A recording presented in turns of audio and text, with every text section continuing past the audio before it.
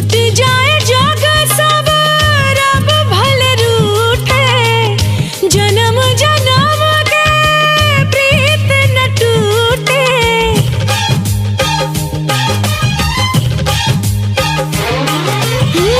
छूट जाए जग सब रब भले रूठे, जन्म जन्म के प्रीत न टूटे।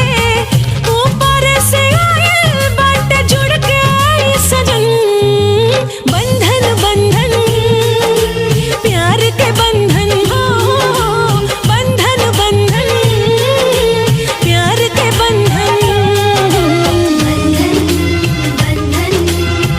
जन्म जन्म के बंधन।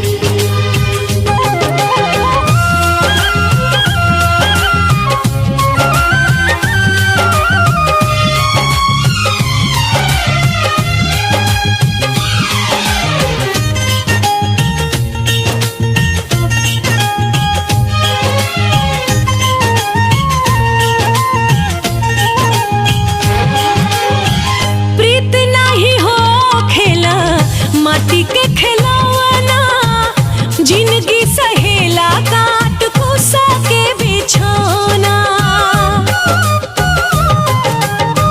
सुखी दुखी होला दुगो जिंदगी के पहिया, ऊपर वाला लेके जाए चाहे जवन रहिया।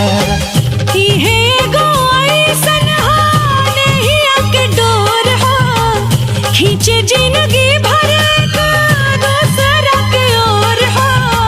दूगो दिलवा में धड़के एक धड़कन, बंधन बंधन प्यार के बंधन हो, बंधन बंधन प्यार के बंधन। बंधन बंधन जन्म जन्म के बंधन।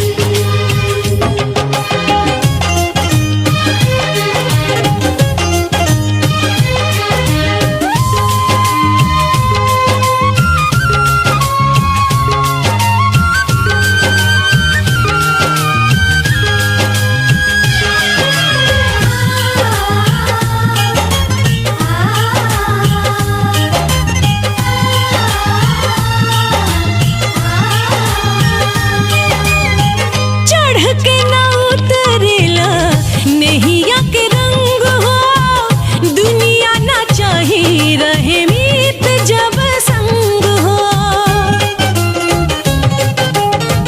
कहे के तनिक लागे प्यारी वाली बात हो, 4 दिन के चांदनी है फिर अंधेरी रात हो।